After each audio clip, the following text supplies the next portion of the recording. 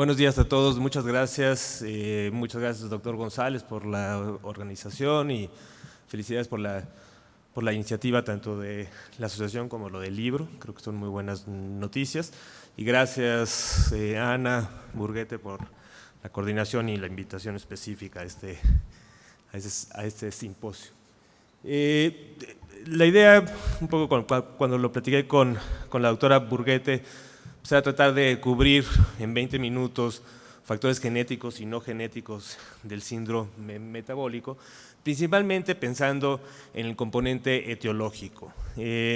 Cuando uno ve la discusión, el síndrome metabólico y su definición ha sido una cosa de mucha discusión, yo creo que sigue, hay gente que duda hasta si existe o no existe, pero tal vez los dos componentes importantes para pensar qué es el síndrome es el que tengan factores etiológicos comunes, o sea que haya algo que al final esté produciendo los 5 elementos, como se define, o al menos también el otro componente es que tengan consecuencias comunes, ¿no? Parece que las consecuencias, enfermedad cardiovascular claramente es común, lo que no ha quedado claro es qué tanta sinergia hay entre los componentes, pero en eso no me voy a meter más en esta búsqueda de factores comunes etiológicos. Es interesante porque cuando uno ve las definiciones, ya el doctor Mario Flores hizo una descripción detallada de los criterios. Lo que es interesante cuando uno ve la evolución de los criterios es también qué peso se le fue dando a los elementos, pensando que tal vez alguno de los 5 elementos o de los elementos que constituían el síndrome era realmente el causal o el que estaba impulsando el síndrome, ¿no? Entonces uno ve la definición que OMS tuvo y sigue teniendo, pero que realmente le daba un peso específico a la parte de resistencia a la insulina. Porque fue así en su definición original, hiperglucemia tenían que tener hiperglucemia para poder cumplir los criterios de síndrome metabólico. Si no tenía resistencia a la insulina o hiperglucemia, no podíamos hablar de síndrome metabólico. Pero por otro lado, la Federación Internacional de Diabetes todo lo pasó a obesidad y también tenían que ser obesos o sobrepeso y obesidad para poder cumplir con el síndrome metabólico. Y después hubo y después el ATP un poco fue de los primeros que empezó a decir no, son los 5 y no vamos a poder dar ningún peso a ninguno de ellos. Todavía no sabemos exactamente cuál de estos componentes está en la parte más baja de la ruta causal, entonces vamos solamente a darles el mismo peso. Y así es también como empezaron un poco el concepto de tener gente sin obesidad, pero metabólicamente obesos, y ese tipo de cosas que antes en la definición de la Federación Internacional de Diabetes por definición no se podía. Ahora hay este consenso y la discusión va más por puntos de corte, pero en el consenso también existe un peso parecido para cada uno de los componentes. Cuando vemos a veces diferentes mapas conceptuales de síndrome metabólico, pues a veces lo que va en el centro pues tiene que ver mucho con cuál es la preferencia a veces del investigador que está proponiendo. Es muy complicado cuando uno ve la literatura, el que haya más evidencia de que si hay inflamación, que si realmente es inflamación, que si realmente es resistencia a la insulina, que si realmente son tejido adiposo produciendo un chorro de cosas y adipocinas, hay evidencia como para cualquiera de esas y las que se vayan juntando. Entonces es muy difícil tener claro cuál es el centro de todas estas alteraciones. Entonces, uno de los, a mí me gusta más pensar en este marco conceptual, este es un esquema conceptual que ha usado el grupo del CINIS dentro del Instituto Nacional de Salud Pública para pensar más en obesidad, pero se adapta claramente a cualquier alteración del síndrome metabólico, donde tenemos claramente causas inmediatas, ¿no? En donde se comparten tanto actividades y comportamientos individuales, comportamientos genéticos, pero que están tal vez inmersos en causas subyacentes que tienen más que ver con esta cosa que a veces hemos llamado ambiente construido, que es la parte inmediata, el ambiente al que estamos expuestos los individuos.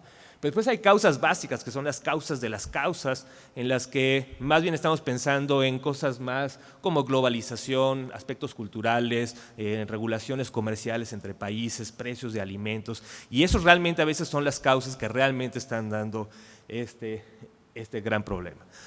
Pero sí hay o no un componente genético. A mí me gusta este esquema por su sencillez, en el que claramente tenemos estos dos componentes donde teníamos esta parte más social y el ambiente construido, nuestra inmediatez, que generan este ambiente obesigénico o se le ha llamado obesigénico, que promueve un comportamiento obesigénico, ¿no? Y después hay algo que es la predisposición biológica de cada individuo, ¿no? Que en efecto lo que puede estar haciendo es qué tanto efecto va a tener este ambiente para producir, en este caso se ejemplifica con ganancia de peso, pero aquí podríamos poner síndrome metabólico sin ningún problema. Entonces, dependiendo del bagaje genético o la predisposición individual biológica, el ambiente va a tener diferente magnitud de efecto en el individuo. Entonces, ¿dónde viene esta predisposición biológica? Entonces, a mí me gusta mucho esta parte de tratar de entender la parte más teórica y cuáles son lo que realmente nos está impulsando a buscar. Me gustan estas dos teorías, hay varias teorías también de dónde viene, pero me gustan estas dos teorías porque ha sido un debate importante en cuanto a qué componentes son realmente lo que predispone al individuo.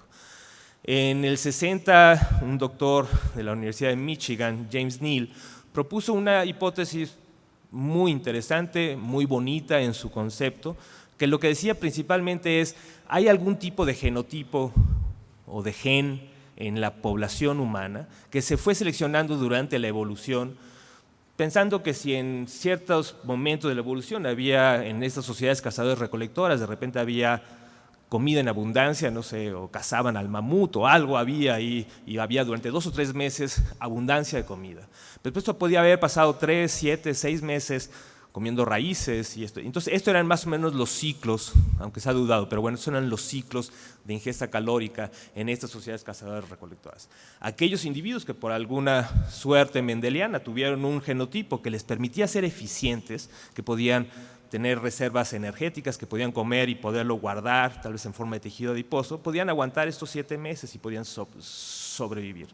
Esta ventaja fue claramente selectiva, pero cuando llegamos a un ambiente donde ya no hay estas balances y de repente restricciones calóricas importantes, este genotipo se convierte en detrimento, en un gran riesgo para generar obesidad y alteraciones metabólicas. Creo que es una hipótesis que ha guiado la búsqueda de este gen ahorrador o de este grupo de genes ahorradores. Ha habido mucha discusión si realmente pensamos que eso es. Yo creo que sigue guiando, pero esto es una de las teorías. Por otro lado, y tal vez en contraparte, aunque realmente tampoco es que quiere decir que es un debate uno a uno, ¿no? En los 80 empezó el doctor Barker y Hales en Inglaterra. Lo que ellos propusieron fue una cosa que parecida. Dijeron, sí, en efecto, los individuos están programados para ser eficientes metabólicamente. Pero esto no es una causa evolutiva, sino tiene una causa que ver con un detrimento en su ingesta, o sea, una escasez calórica o energética durante la formación in útero que lo promueve a tener cambios metabólicos que le hagan sobrevivir y que muchas veces estos cambios posiblemente se quedan permanentes y eso es lo que se ha llamado programación, están programados para ser eficientemente metabólicos eficientes. Y cuando llegan a edades adultas donde ya no hay restricciones calóricas claras, pues entonces esto también los hace predispuestos a enfermedades metabólicas. Esto es lo que se ha llamado programación fetal y este es un tema que también tiene, a veces hay grupos de grandes fans que lo promueven, a veces hay gente que no, y creo que tampoco es que haya habido una evidencia sólida. Lo que sí es que cada vez encontramos más datos que promueven o que apoyan esta hipótesis. También se ha, no digo contaminado, pero también se ha metido con el componente epigenético, pensando que no solamente son programaciones metabólicas, sino también componentes epigenéticos que pueden estar causando esto, ¿no? Una de las cosas que era interesante es que la primera hipótesis de James Neal lo que podía explicar era esta parte de decir por qué grupos indígenas o grupos de aborígenes tienen una alta prevalencia de diabetes y obesidad. ¿Cuál es la razón? Se han ido seleccionando, tienen diferentes. ¿Por qué tiene esta predisposición genética, no? Tiene una predisposición genética, tal vez su cambios evolutivos o su transición ha sido de una velocidad totalmente diferente a las europeas. Entonces, durante mucho tiempo se ha visto que grupos principalmente de amerindios del norte tienen una alta prevalencia de obesidad y el ejemplo paradigmático son los indios Pima. En México una vez pues, decían, bueno, tenemos un aumento de obesidad o de alteraciones metabólicas en los grupos indígenas y ha sido muy difícil. Realmente los grupos indígenas en México pues, siguen viviendo en contexto de escasez. Entonces, escasez y desnutrición y pobreza, es muy difícil tener síndrome metabólico con eso, ¿no? Ahora, una de las herramientas que se ha utilizado para ver este componente es este perfil de ancestralidad, es decir, buscar variantes genómicas que marquen el componente amerindio y ver si este componente se asocia a alteraciones metabólicas. Nosotros hicimos este primer análisis con datos de la ENSA, en donde hicimos un perfil y vimos que dividimos a la población de México en terciles de la proporción de genoma amerindio. El primer tercil llegaba hasta el 40%, al otro del 40 al 65% y el otro hasta el 98%. Y vimos claramente que en la prevalencia de diabetes desconocida había una tendencia que además era mucho más importante si al final lo veíamos solamente en la población urbana, un poco pensando en este concepto de interacción genética ambiental. Y además, vimos resultados muy similares con HDL, muy similares para adiposidad, para glucosa, pero para adiposidad y presión arterial no vimos estos patrones tan claros. Entonces, el componente genético también, vamos a ver, ¿hay algún componente genético? Es un componente genético común y eso también ha habido importante discusión al respecto en la comunidad científica. Uno de los primeros parámetros que te dicen, bueno, ¿qué tan heredable es este parámetro de heredabilidad? Que normalmente se calcula con la diferencia de correlación entre gemelos monocigóticos contra disigóticos, ¿no? Pensando que si hay mayor correlación en monocigóticos contra disigóticos, tiene un componente genético más importante. Entonces, cuando vemos, este es uno de los tantos, pero sí uno de los que ha tenido más revuelo.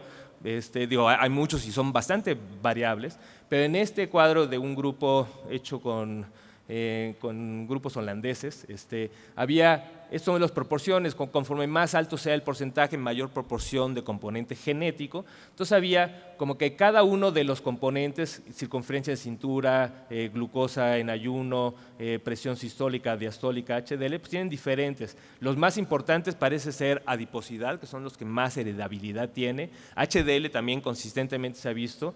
Y los que menos consistentemente se han visto son principalmente triglicéridos, presión arterial con poco componente de heredabilidad y glucosa plasmática también se ha visto con bastante más. Muchas veces, es más, normalmente glucosa plasmática sale más alto que triglicéridos.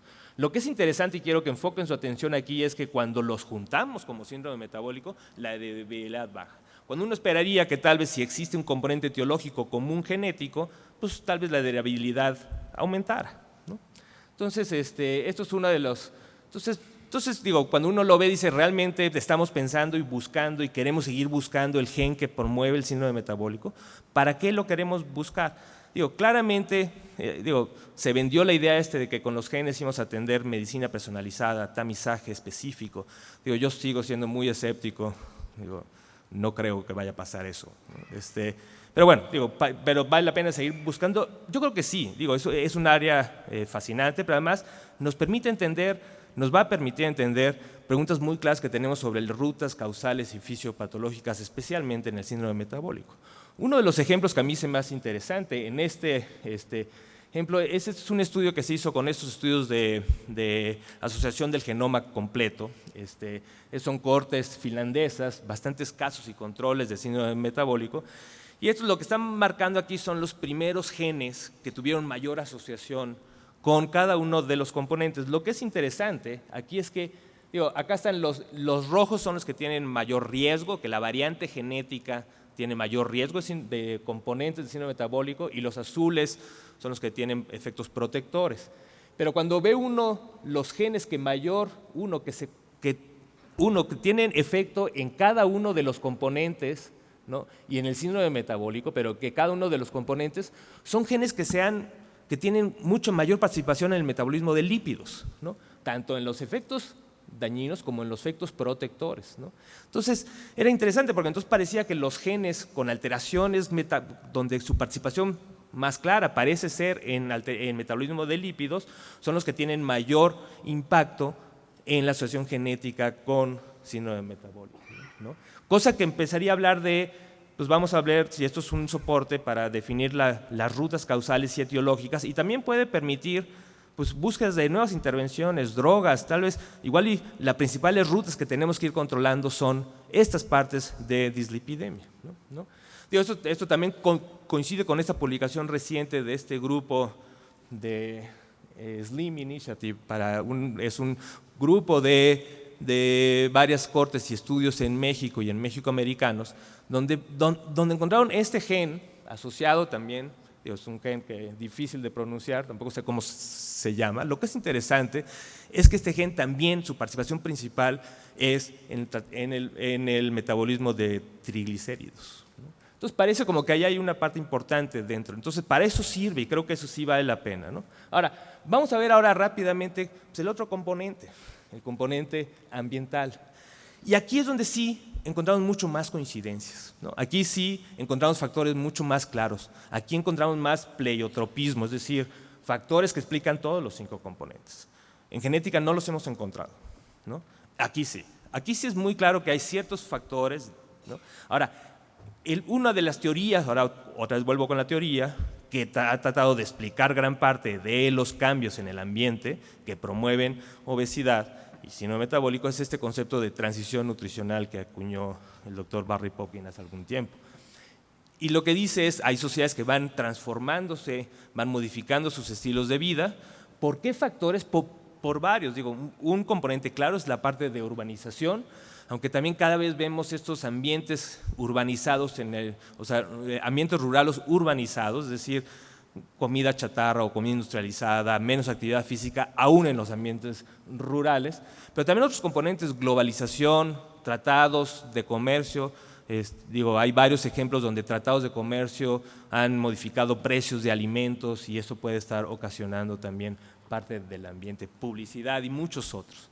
¿Qué es el resultado de todos estos causas de causas? Es esta parte de adaptación de dietas que le hemos llamado occidentales, donde se caracterizan por mayor grasa total y animal, menor grasa vegetal, mayor fibra y granos enteros, mayor productos refinados, menor alimentos de bajo índice glucémico. Estos son factores en la dieta que se han visto, todos ellos asociados a cada uno y a todos los componentes del síndrome metabólico.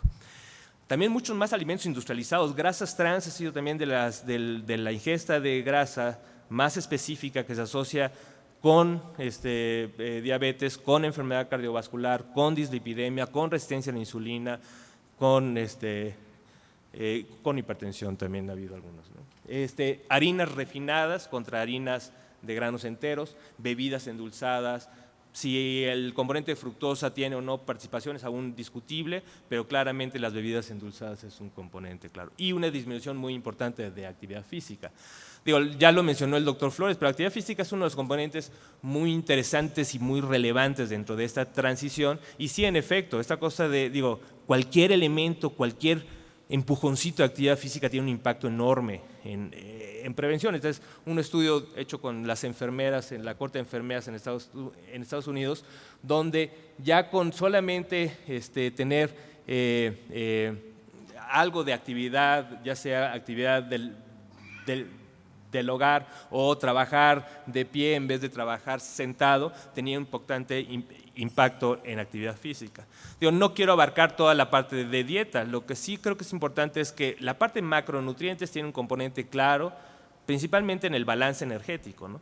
Y aquí es donde es interesante, ha habido mucha discusión que si tendríamos que si una caloría de grasa es diferente a una caloría de carbohidratos. Y, creo que todavía no hay suficiente evidencia para tumbar el concepto de que una caloría es una caloría independientemente de dónde venga.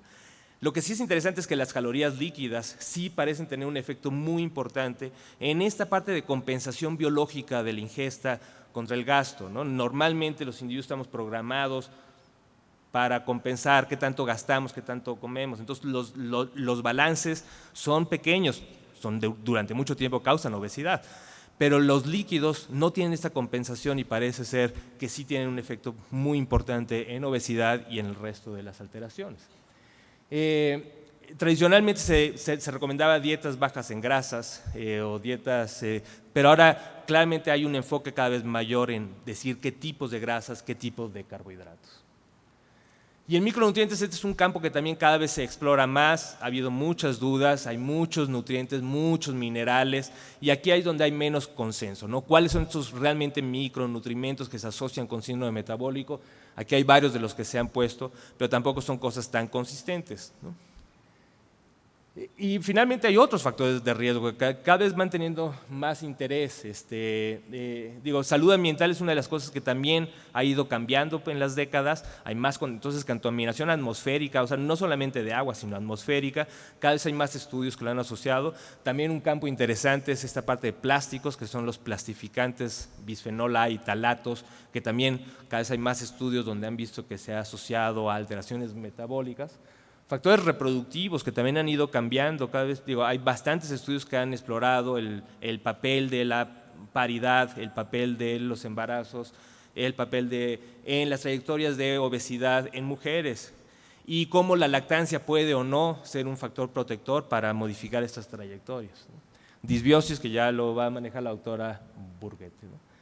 Finalmente quiero acabar con esto. ¿Cuál es? Entonces, una vez conocer la etiología realmente para lo que sirve es para prevenir. Entonces, bueno, sí, en genética podemos tener algunos factores, podemos identificar gente de alto riesgo, pero bueno, realmente lo que realmente hemos estado muy enfocados es en conocer estos factores modificables que podemos impactar en su modificación. En general hay dos estrategias que se han propuesto. Una es tomar a los individuos de alto riesgo y decirles y educarlos y decirles, oye, usted tiene riesgo, échele ganas. Y sí, es lo que hacemos. Y nosotros como médicos, eso es lo que hacemos, identificamos estos. Ahora, realmente la eficacia, aunque son muy eficaces en el individuo, tampoco han tenido un gran impacto la posibilidad de escalarlos. Realmente si aquí en México tenemos dificultad para llevar grupos con diabéticos, el pensar que vamos a tener grupos de síndrome metabólico, se me hace muy difícil. Nuestro sistema no lo puede aguantar, el tratar de identificar a los individuos de alto riesgo para educarlos y hacer que se muevan. Entonces, realmente el otro es las estrategias poblacionales, política pública, donde lo que está tratando de hacer es disminuir el ambiente obesigénico. Pasivamente esperamos que los individuos en un ambiente no obesigénico vayan modificando su estilo de vida. Entonces, esto es lo que propuso Rose en esta cosa de decir, es mucho más efectivo modificar toda la distribución que solamente tomar a los individuos de alto riesgo. Digamos que las recomendaciones, nadie se atreve a decir que dejen una de las dos, la recomendación es que sigamos haciendo las dos. Entonces, nada más para terminar como conclusiones, creo que hay poca evidencia de origen genético común, hay múltiples genes, prevalencias con efectos bajos, estudios genética útiles para el entendimiento, y aunque existe un componente genético, las políticas públicas para el control deben enfocarse en la reversión del ambiente, en la reversión del estilo de vida saludable, y estos son 4, eliminar tabaquismo, dieta saludable, actividad física moderada y combinar estrategias individuales. Los estilos de vida no son solo decisiones personales, claramente se están promoviendo por ambientes y hay que modificar el ambiente para ayudar a los individuos a que modifiquen sus estilos de vida. Claramente regulación es una de las herramientas claras que tenemos para esto y creo que hay que seguirlas impulsando. Medidas, impuestos, disminuir ofertas en escuela y eso es en lo que se ha ido trabajando pero lento, creo que se puede ir mucho más rápido. Muchas gracias.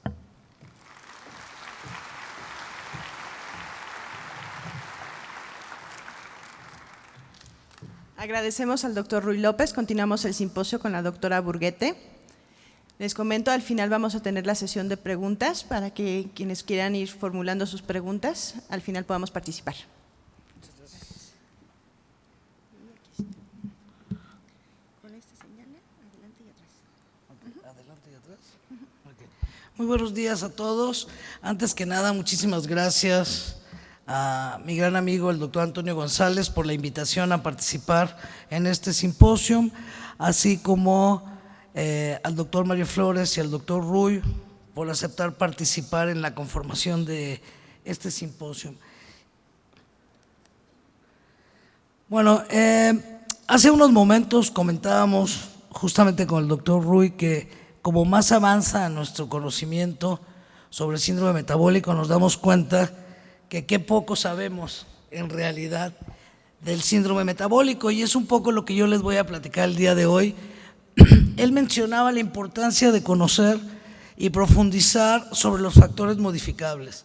Y uno de estos factores modificables, que podríamos llamarle que realmente estaría en el límite entre los factores genómicos moleculares y ambientales modificables, es lo que conocemos como la microbiota y su microbioma.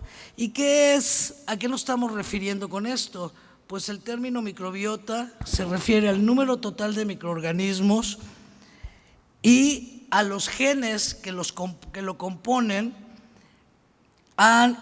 en nuestro organismo. Y esto es algo muy importante y es algo sumamente novedoso.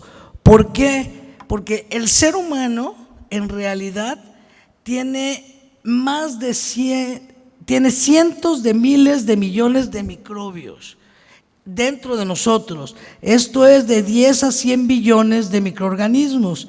Pero ¿cuál es la parte importante de esto? Que supera por más de 10 veces la totalidad de células del organismo de un ser humano. Y al superar en más de 10 veces el número total de células, pues estamos hablando que tenemos un número de genes pertenecientes a estos microorganismos muchísimo mayor al número total de genes que componen el genoma humano. Por lo que en la actualidad se considera que el genoma humano, o nosotros, cada uno de nosotros, en realidad desde el punto de vista genético, somos 99% bacteriano y 1% humano. Al conocerse estas cifras, pues esto nos lleva a decir, bueno, ¿en qué participan o cómo están funcionando esto? ¿Y qué sabemos ahora en la actualidad? Que la microbiota y su microbioma en realidad nos proveen de importantes funciones biológicas y metabólicas, que además son funciones biológicas y metabólicas que no pueden ser realizadas por el metabolismo del ser humano por sí mismos. Por lo tanto, podemos decir que la microbiota es un órgano más perfectamente integrado a la fisiología del ser humano.